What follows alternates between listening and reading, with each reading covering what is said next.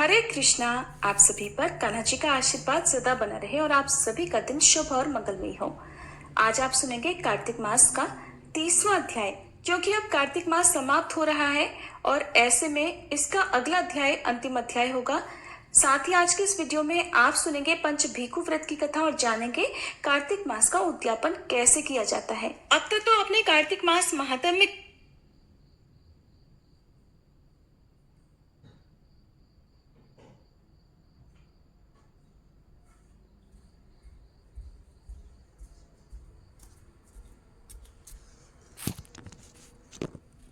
का वर्णन सुना, लेकिन कार्तिक मास की जो भी कथाएं श्री सूत जी महाराज ने नैमिषारण्य क्षेत्र में एकत्रित शौनक आदि 88,000 ऋषियों को सुनाई थी, उसके पीछे का महात्म्य और उसका रहस्य भी जानिए। भगवान वेद व्यास जी ने सूत जाति के रोमहर्षण की रुचि देखकर उन्हें अपना शिष्य बनाकर पुराण विद्या पढ़ाई। उनके पीछे उनका उद्देश्य था कि जो वेद विद्या से वंचित है उन्हें पुराणों के रूप में वेदों का अर्थ प्रदान कर उनका कल्याण किया जाए। रोमहर्षण जी सूत जाति के थे। क्षत्रिय पिता और ब्रह्माणी माता से उत्पन्न संतान सूत होती है, जिसका मुख्य काम सारथी बनना और वंश कीर्तन और स्तुति पाठ या इतिहास लिखना होता है।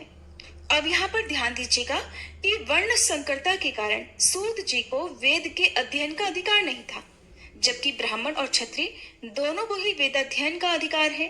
परंतु फिर भी उन्हें इतिहास लेखन जैसा महत्वपूर्ण कार्य दिया गया था और ये ही राजाओं की पीढ़ियों की गिनती और उनकी गाथाएं लिखते और सुरक्षित रखा करते थे, जिससे स्पष्ट ये होता है कि वेद के अध्ययन का अधिकार न होना कोई ऊंच या नीच जाति होना तय नहीं करता था, बल्कि हर कोई वेदों का अध्ययन या इतिहास लेखन कर सकता है। रोमहर्षण जी वेद व्यास जी के प्रिय शिष्य थे। उन्होंने अपनी प्रतिभा के बल पर पुराण विद्या पर खुद के ग्रंथ भी रचे। उन दिनों पुराणों का वापस गठन होने के कारण ये एक नई विद्या थी और रोमहर्षण जी इस विद्या के प्रचार में बहुत प्रसिद्ध हो गए थे। उन्होंने 6 विद्वान ब्राह्मणों को अपना शिष्य बनाया। अब देखिए कि नीचे समझे जाने वाली सूत जाति के ही विद्वान रोमहर्षण के शिष्य ब्राह्मण बने। तो यानी कि इससे साफ तो यही होता है कि वर्ण कोई ऊंच नीच के मानक नहीं थे, बल्कि अलग अलग अधिकारों को दर्शाते थे। भगवान श्री कृष्ण ने भी गीता में कहा है कि चातुर्वर्णम मया सृष्टम गुण कर्म विभागशः, अर्थात जिसका तात्पर्य है कि गुणों और कर्मों के अनुसार मैंने 4 वर्ण बनाए। रोमहर्षण जी के पुत्र थे उग्रश्रवा। उन्होंने अपने पिता से और पिता के शिष्यों से भी पुराण विद्या पढ़ी, इसलिए उन्हें पुराणों का पिता से भी ज्यादा ज्ञान हो गया था। पिता शेर तो बेटा सवा शेर। एक बार नैमिषारण्य तीर्थ में हजारों ऋषियों ने एक बहुत बड़ा यज्ञ का आयोजन किया। बहुत सारे यजमान जब यज्ञ करते हैं तो वो सत्र कहलाता है।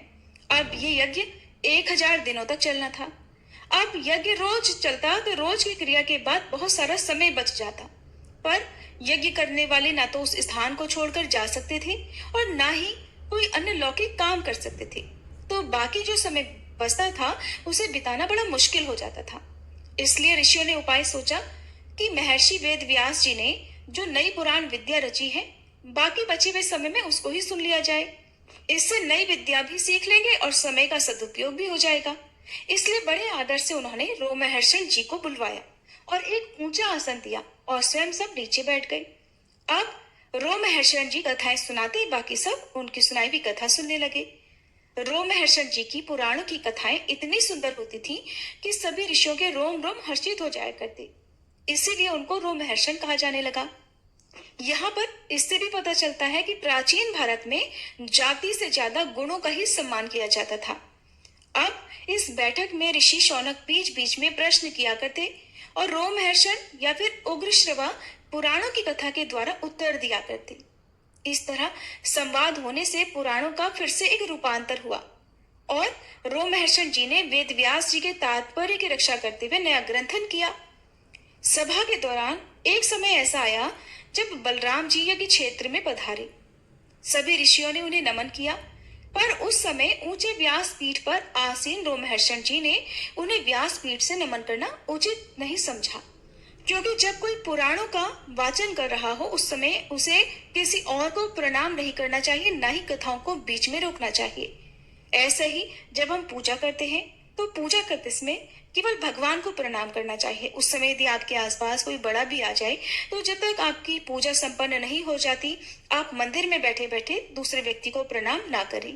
आप अपनी पूजा समाप्त करें, उसके बाद ही आपको उठकर वहां से दूसरों को प्रणाम करना चाहिए। बाकी सभी ऋषि मुनियों ने तो बलराम जी को प्रणाम किया, लेकिन बलराम जी ने सोचा कि मेरे सम्मान में इतने बड़े ऋषि मुनि उठकर मुझे प्रणाम कर रहे हैं और ये अपने आसन से हिला तक नहीं।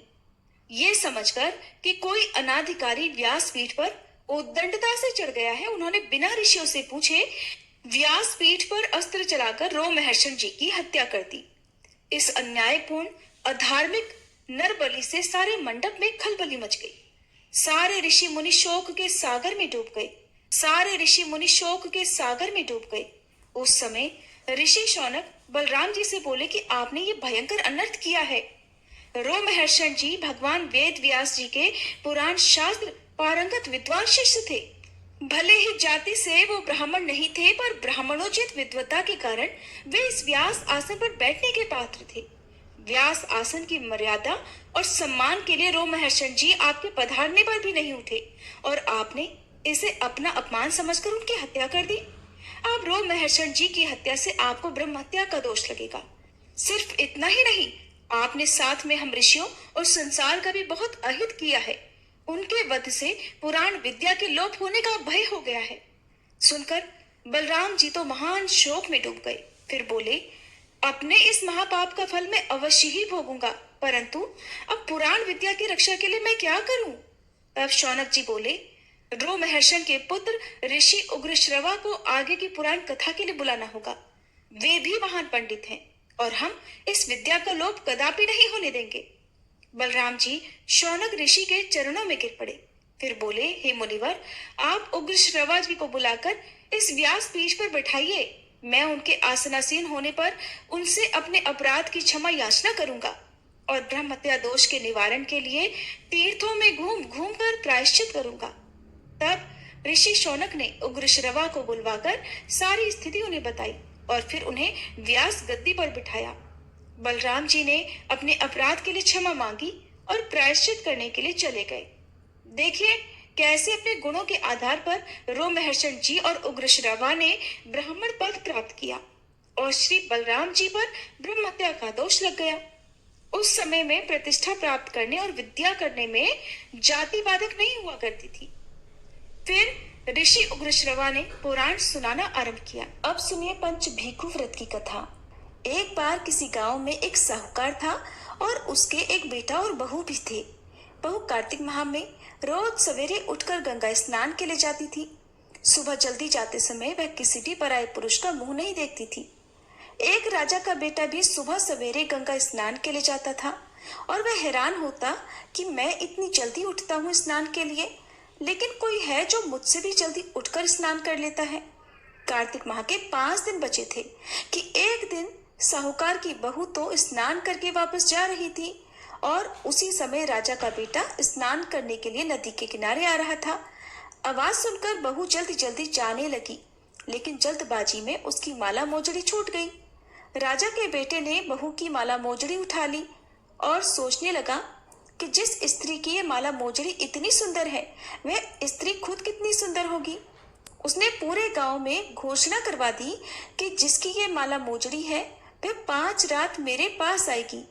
जल्दी ही राजकुमार को पता चल गया कि ये तो साहूकार की बहू की माला मोजड़ी है। जब बहू को ये बात पता चली तो साहूकार के बेटे की बहू ने कहलवा दिया कि मैं 5 रात आऊंगी, लेकिन किसी को साख भरने बिठा देना। राजा के बेटे ने एक तोते को पिंजरे में बंद करके गंगा किनारे पेड़ पर टांग दिया। बहू सुबह के समय आई, पहली पैड़ी पर पैर रखा और बोली, हे कार्तिक के ठाकुर राई दामोदर, 5 पांडु, 6 नारायण, भीकम राजा, उस पापी को नींद आ जाए। राजा के बेटे को नींद आ गई। बहू नहा धोकर चलने लगी तो तोते से जाते जाते बोली, सुआ सुआ तेरे गल डालूंगी हीरा, मेरी साख भरियो मेरे वीरा। सुआ बोला, कोई वीर भी साख भरता है क्या? तो वह बोली, सुआ सुआ तेरे पग घालूंगी नेवर, साख भरियो मेरे देवर। सुआ ने कहा, ठीक है भाभी, मैं तेरी साख रखूंगा। वो तो कहकर चली गई। इधर राजा का बेटा हड़बड़ाकर उठा और सुआ से पूछा, सुबह सुबह वह आई थी क्या? कैसी दिखती थी? सुआ बोला, आभा की सी बिजली, होली की सी झल, केला की सी कामिनी, गुलाब का सा रंग। अगले दिन तो राजा के बेटे ने सोचा कि आज मैं अपनी उंगली में चीरा लगाकर बैठूंगा, इससे मुझे नींद नहीं आएगी। अगले दिन राजकुमार अंगुली चीर कर लेट गया। बहू फिर आई और भगवान से उसी तरह प्रार्थना करने लगी। राजकुमार को फिर से पहले की तरह नींद आ गई। बहू स्नान करके फिर से वापस चली गई। सुबह राजकुमार ने तोते से फिर पूछा। तोते ने वही सारी बातें दोहरा दी। अब की बार राजकुमार बोला कि मैं तो आज रात में आंखों में मिर्ची डालकर बैठूंगा, और रात में वह मिर्ची डालकर बैठ गया। बहू फिर आई और प्रार्थना की, जिससे राजकुमार को पहले की तरह नींद आ गई। राजकुमार ने अब फिर तोते से बहू के आने की बात पूछी तो उसने फिर से वही बातें दोहरा दी। राजकुमार अब की बार सोचने लगा कि आज मैं बिना बिस्तर के ही बैठूंगा, और रात को वह बिना बिस्तरे के बैठ गया। अगली सुबह जब वह स्नान करने आई तो बहू ने फिर से भगवान से प्रार्थना की और राजकुमार को फिर नींद आ गई। जब बहू स्नान कर जाने लगी तो आंखें बंद करके चली गई। राजकुमार जब उठा तो वह जा चुकी थी। राजकुमार फिर से सोच में पड़ गया और सोचने लगा कि आज मैं अंगीठी जलाकर बैठूंगा, जिससे नींद नहीं आएगी। फिर वह रात को अंगीठी जलाकर बैठ गया। साहूकार की बहू आई और वह भगवान से प्रार्थना करने लगी कि प्रभु, हे ठाकुर जी, आपने 4 रातें तो निकाल दी, अब ये रात और बची है, इस आखिरी रात को भी निकाल दो। ठाकुर जी ने उसकी बात रख ली और राजकुमार को नींद आ गई। जब बहू स्नान कर जाने लगी तो तोते से बोली कि सुबह सुबह इस पापी को कह देना कि 5 रातें पूरी हो चुकी हैं, अब वह मेरे मोतियों की माला मेरे घर भिजवा दे। अगली सुबह राजकुमार की आंख खुली तो उसने तोते से पूछा, क्या वह आई थी?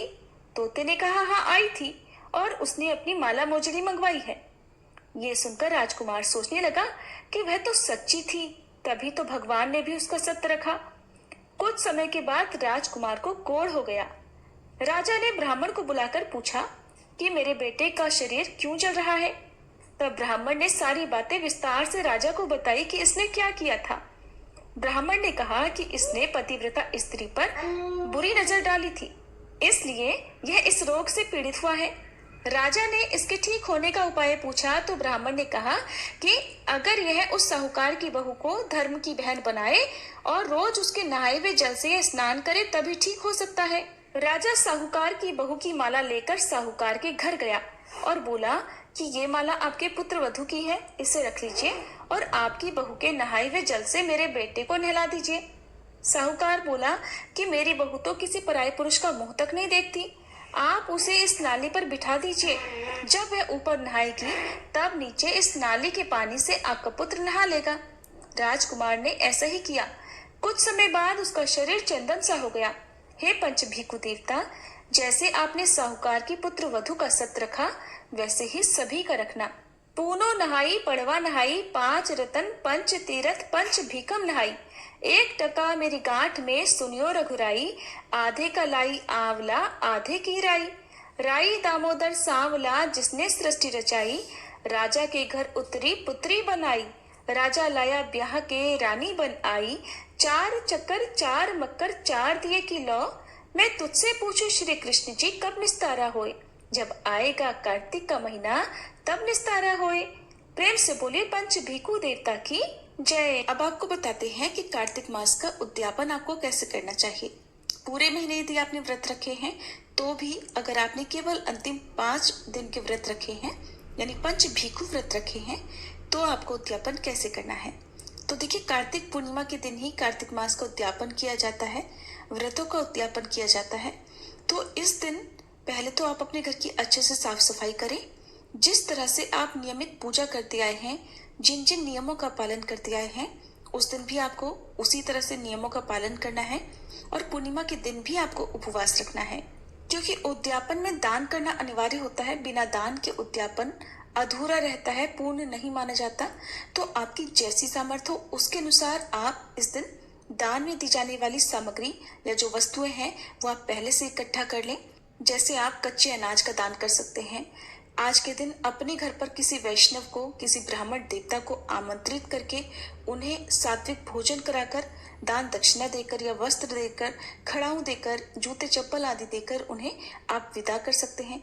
इसके अलावा कच्चे अनाज के अलावा आप दालों का, सब्जियों का, मौसमी फलों का या जो सर्दियों में काम आने वाली जो भी चीजें हैं, जैसे गर्म कंबल, चादर, जूते आदि का या गर्म स्वेटर आदि का दान भी आप कर सकते हैं। ध्यान रखिएगा, पुरानी या फिर इस्तेमाल की गई फटी पुरानी चीजों का दान उद्यापन के दिन भूल कर भी नहीं करना चाहिए। इन सब के अलावा सुहागिन महिलाएं श्रृंगार की सामग्री का दान कर सकती हैं, फल मिठाइयों का दान आप कर सकते हैं, और तो और आप पवित्र पौधों का दान भी कर सकते हैं।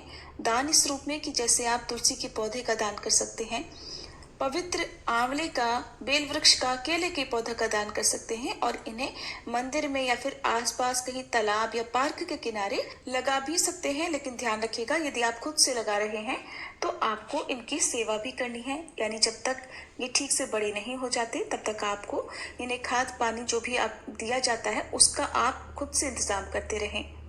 बर्तनों का दान भी आप कर सकते हैं। तो देखिए, आपकी जैसी सामर्थ्य, जैसी इच्छा हो, उस दान की सामग्री को आप मंदिर में रखें। यदि आप वस्तुओं का दान कर रही हैं तो उसमें दक्षिणा जरूर रखें, चाहे कम से कम 21 रुपए ही रखें, दक्षिणा जरूर दीजिएगा। फिर सुबह विधि विधान से आप पूजा करें, दान की सामग्रियों पर गंगा जल छिड़ककर उनका भी आप पूजन करें, अक्षत पुष्प अर्पित करें, और फिर यथायोग्य व्यक्ति को, चाहे ब्राह्मण देवता हो तो उन्हें मंदिर में यदि आप भिजवा सकते हो तो मंदिर में भिजवा दीजिए, या फिर किसी गरीब निर्धन व्यक्ति को उनकी जरूरत का सामान, उनके काम में आने वाली जो चीजें हैं उनका भी दान आप कर सकते हैं। जो सुहागिन महिलाएं हैं, श्रृंगार की सामग्री यदि दान कर रही हैं, तो जो श्रृंगार की सामग्री आप दान करने जा रही हैं उनमें से 1 या 2 चीजें अपने लिए भी आप आशीर्वाद रूप में रख लें, बाकी चीजों का आप दान कर सकते हैं। স্ট্রিক্স হেয়ার সিরাম মাত্র 3 পাম্প আৰু শাইন, আৰু এই শাইন থাকে গোটেই দিন। স্ট্রিক্স সুপার শাইন অফার, এতিয়া পাওক নতুন সিরাম শাইন শ্যাম্পু বিনামূল্যে স্ট্রিক্স হেয়ার সিরামৰ সৈতে। बहुत ज्यादा कुछ आपको नहीं करना होता है। अब जिन्होंने केवल पंच भीखु रखे हैं, यानी लास्ट के 5 दिनों के व्रत रखे हैं, उन्हें 5 चीजों का कम से कम दान करना बताया गया है, और उद्यापन वाले दिन दीप दान तो सभी को करना चाहिए। जो लोग पूरे साल भर दीपदान नहीं कर पाते हैं, ऐसे में आप कार्तिक पूर्णिमा के दिन भी 365 बाती का दिया बनाकर दीपदान कर सकते हैं। ऐसे में आपको पूरे साल भर में किए गए दीपदान का पुण्य केवल एकमात्र कार्तिक पूर्णिमा के दिन ही प्राप्त हो जाएगा। या फिर आप कम से कम 5 दिए तो इस दिन अपने घर और घर के मुख्य द्वार पर आसपास पवित्र पौधे के नीचे जरूर जलाएं, दीपदान करें। तो कार्तिक पूर्णिमा के दिन आप सुबह पूजा करें, अपनी अपनी सामर्थ्य के अनुसार दान दक्षिणा रखें, और सच्चे मन से भगवान श्री कृष्ण, भगवान विष्णु या जिन भी देवी देवता का आपने इस पूरे मास में पूजन किया है, तुलसी माता से सबसे इस महीने में यदि पूजा में, व्रत में, नियमों में कोई कमी रह गई हो तो उसका दोष आपको ना लगे, इसके लिए सच्चे मन से क्षमा याचना जरूर करें। भगवान के भोग में तुलसी का पत्ता रखकर भगवान को भोग समर्पित करें। पूरा दिन उपवास रखें, और जो भी दान की सामग्री है वो यथायोग्य आप व्यक्ति को दिन में किसी भी समय दे सकते हैं। ध्यान रखिएगा कि आज के दिन ही दान देना ज्यादा शुभ रहता है और जरूरी भी होता है। शाम के समय आप सात्विक भोजन ग्रहण कर सकते हैं। जिस भी प्रकार का भोजन, फलाहार आप ग्रहण करना चाहते हो वो कार्तिक पूर्णिमा की रात को आप कर सकते हैं। बहुत से लोग पूर्णिमा का उपवास रखते समय केवल मीठा ही ग्रहण करते हैं, या जो मीठा नहीं ग्रहण कर सकते वो सीधा नमक का सेवन भी कर सकते हैं। और पूर्णिमा के व्रत में आप रात के समय दूध से बनी खीर माता लक्ष्मी जी को समर्पित करें, और उसके बाद उसे प्रसाद रूप में ग्रहण करें। चंद्र देवता का पूजन भी इस दिन करना चाहिए। चंद्र देवता का पूजन करने से मानसिक तनाव दूर होता है, समाज में मान सम्मान प्राप्त होता है, और जिन लोगों की एकाग्र शक्ति कमजोर होती है उनकी एकाग्र शक्ति भी बढ़ती है। पूरे कार्तिक मास में यदि आपसे कोई कथा छूट गई हो, कोई अध्याय रह गया हो, तो आप अंतिम दिन उन अध्यायों को दोबारा से सुन सकते हैं। बहुत से लोग कार्तिक के महीने में पथवारी माता भी बनाते हैं। पथवारी माता जो होती हैं वो पथ की माता होती हैं, पथ से यानी रास्ते से आने जाने वाले सभी लोगों की रक्षा करती हैं। तो ऐसे में आप पथवारी माता का पूजन विधि विधान से करें, उन्हें दूध और जल से सींचे, फल मिठाई का भोग लगाएं, धूप दीप से आरती उतारें, और उसके बाद शाम को, कार्तिक पूर्णिमा के दिन शाम को सूर्यास्त से पहले पहले आप पथवारी माता का विसर्जन जरूर कर दें। जो ज्वारे आपने उगाए हैं पथवारी माता में, आप उन्हें यदि आपने गमले में लगाए हैं तो आसपास के मंदिर में आप उन्हें दान कर सकते हैं गमले सहित। और नहीं तो यदि आपने मिट्टी में उगाई है पथवारी माता, मिट्टी में बनाए हैं जमीन पर ईंटें लगाकर, तो पहले आप ईंटें वगैरह हटा लें। ईंटों को आप अपने घर में इस्तेमाल कर सकते हैं।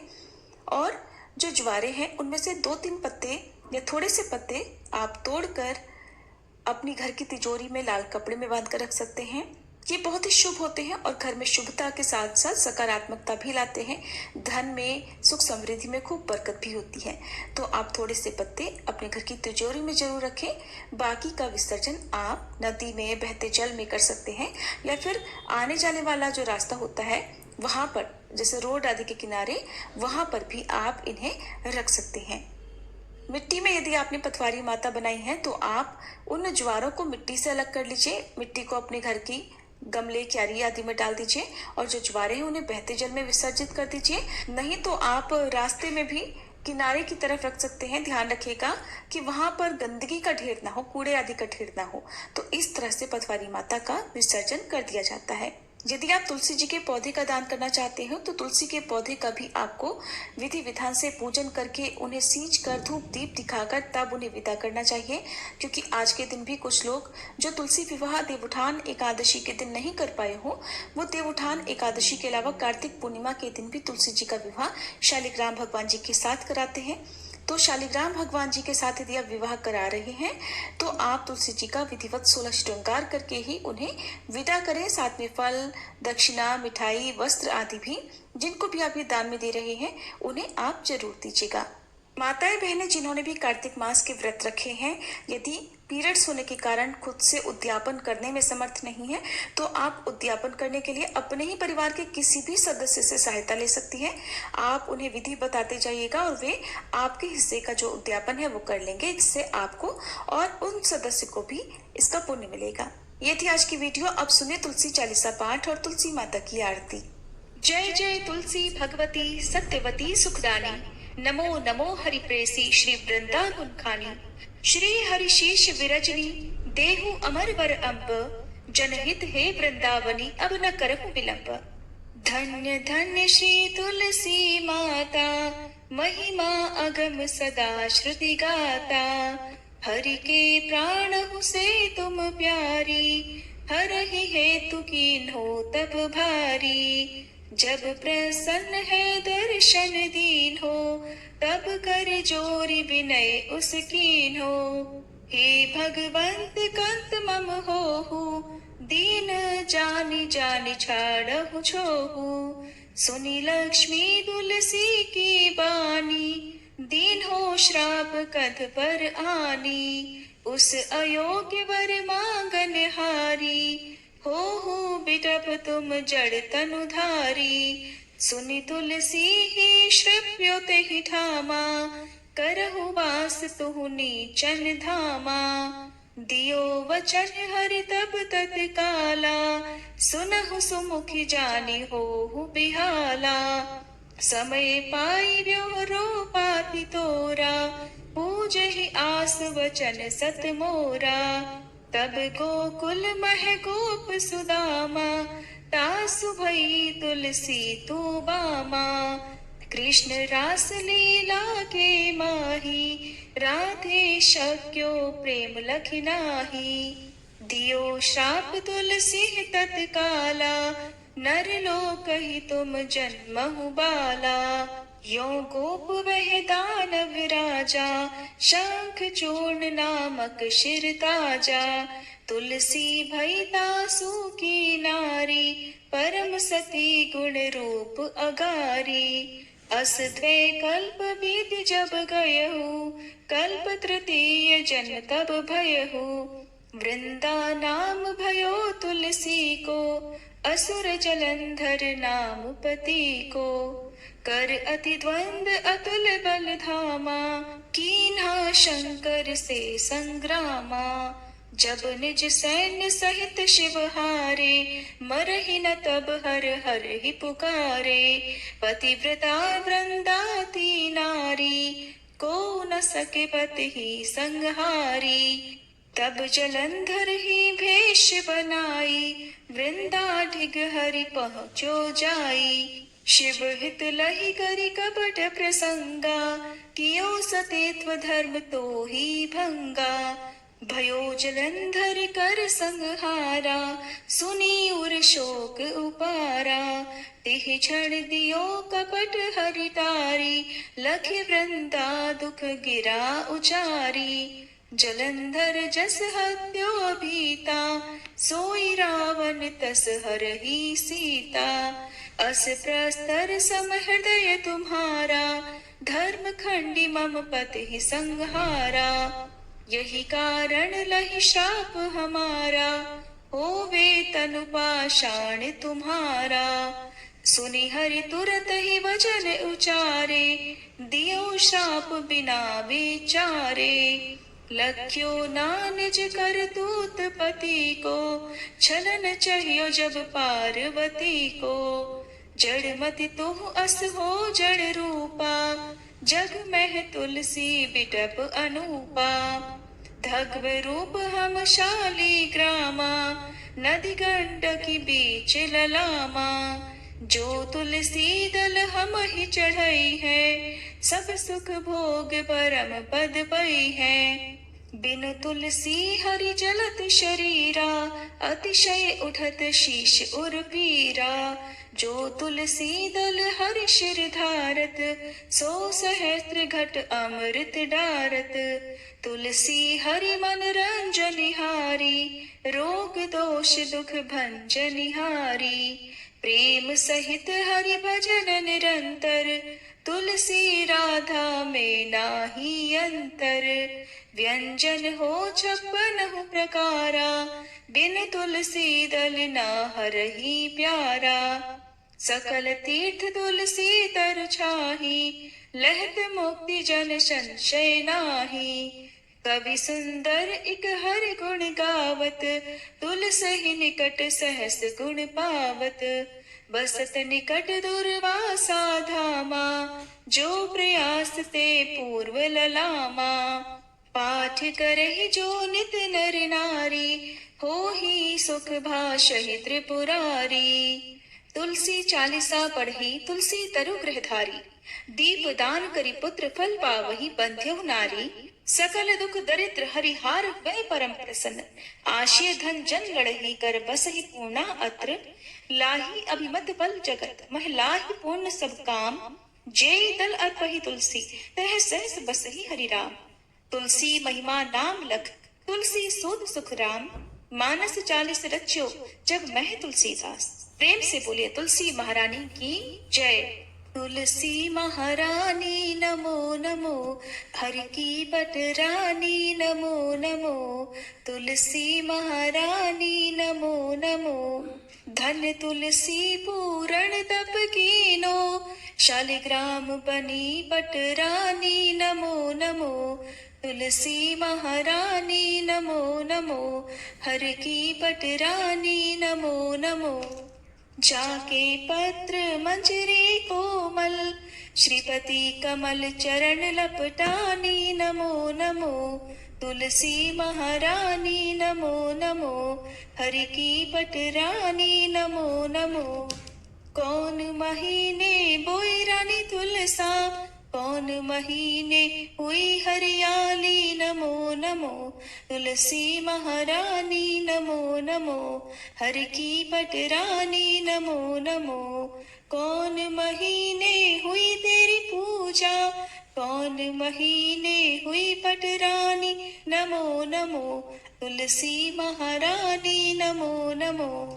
आषाढ़ मास में बोई रानी तुलसा, सावन महीने हुई हरियाली नमो नमो। तुलसी महारानी नमो नमो, हरि की बट रानी नमो नमो। कार्तिक मास में हुई तेरी पूजा, मंगसिर मास हुई बट रानी नमो नमो। तुलसी महारानी नमो नमो, हर की बट रानी नमो नमो।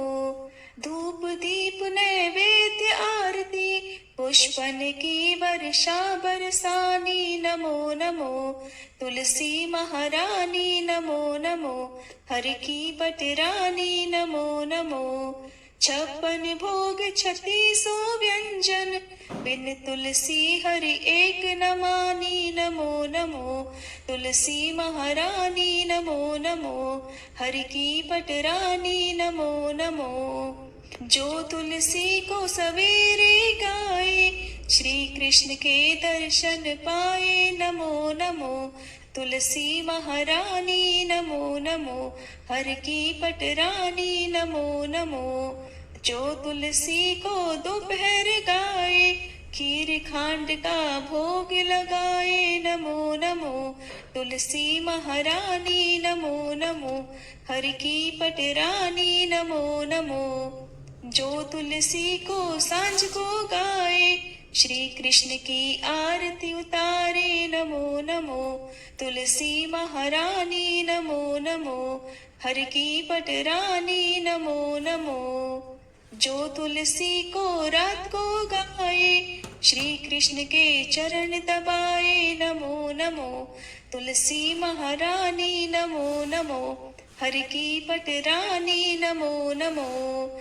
सब सखी मैया तेरो यश गावे, भक्ति दान दी जय महारानी नमो नमो, तुलसी महारानी नमो नमो, हर की पटरानी नमो नमो, तुलसी महारानी नमो नमो, हर की पटरानी नमो नमो।